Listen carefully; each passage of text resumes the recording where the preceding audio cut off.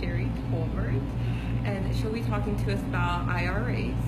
As a young person, I know nothing about them, but it seems like we should all, the second we join the workforce, we should get a little bit more involved. It'll help everyone. And so Sherry, give us a little overview on the subject. Let's see. I think you were saying as a young person you need to know about IRAs.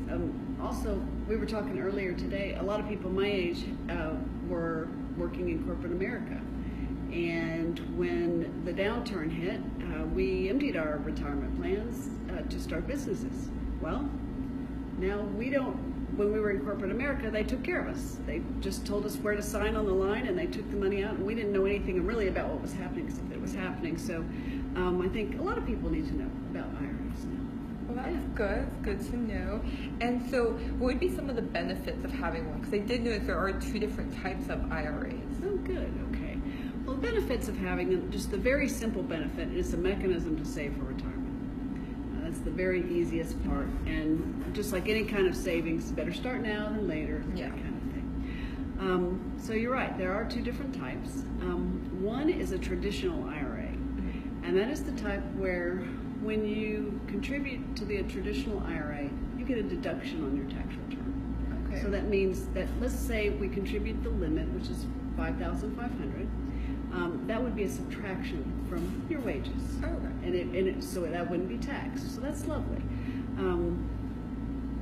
So that would decrease how much you have to pay, if you owe for your tax return. So that's nice. In addition, it grows, and you don't have to pay tax on the growth until you actually begin to take it out. For everything, as you take it out, then you pay tax on it. So you pay the regular income tax that you would have paid, but it's on the growth. So that's nice. It'll just sit there, and the idea is that because you're not paying taxes, it's going to grow at a faster rate because you have more money to build up. Yeah. So the other kind is a Roth IRA. And those are different because you take money that you did pay tax on, so there's no deduction on your tax return, and you put money into the Roth IRA, and it grows without any taxes, but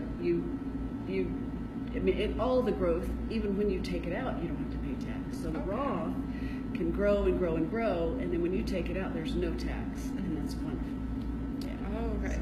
And so are there any benefits now with the new tax laws compared to before when it comes to IRAs? That's a great question, Jenny. There really is, because the Roth is especially beneficial because now the tax rates are lower than they were last year. So any money that you're paying tax on now, you've paid a lower tax, and so theoretically you should have more money to put into the Roth IRA. So that makes sense. You've got bigger tax benefits. So the key deal is to get started. What if you don't know how to open an account? Yeah. I wouldn't have known. I had to kind of look into it myself at one point. There's the banks, places like Schwab, those kind of online brokerage houses, your local investment people, Edward Jones, the local guys. Those kind of people are able to open those accounts.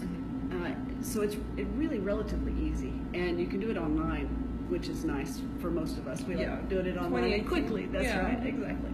We don't go anywhere and talk to anybody. Just robo-assistant. That's right. So you can set that up and very easily, but you want to do it before the end of the year, before your tax return is due, and get that going. And there was something that we mentioned earlier, because we were obviously talking about the subject that I really liked in terms of, you always think of retirement being like, something you'll think about when you're older, later.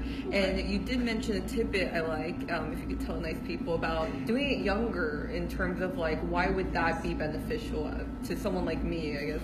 Oh, good question. Yeah, we were talking about that. The idea is you can contribute, let's say over your lifetime, you're going to contribute $100,000 to your retirement. That's just a number out of the air, probably not near enough, but let's just say that. If you contribute it very early in your life, like in your 20s and 30s, that money is so valuable because it's got time to grow. And all the interest and dividends every year can just continue growing, and so you have a really big pile. Now, what if you don't do that, and you contribute it all when you're 50 and 60? Yeah. not really gonna. No, not all that growing and development time. So, right, if you have the choice, and especially before you get married, have kids, and all of that, as much as you can put in there, Before they start eating your money. Right, Yeah. exactly. Oh, okay. Well, thank you. I think that was very informative. It's something that I never thought of before, or took care to think of before. Sure. But it is something that everyone should look at, no matter like how old they are. As you mentioned, like after it happened in 2008, it's kind of something that people just took out and never thought to put back in. Exactly. But anyway, thank you so much, Sherry, for Thanks, sharing. Jenny. We thank you all joining us. Yeah, thank you. Bye. Bye.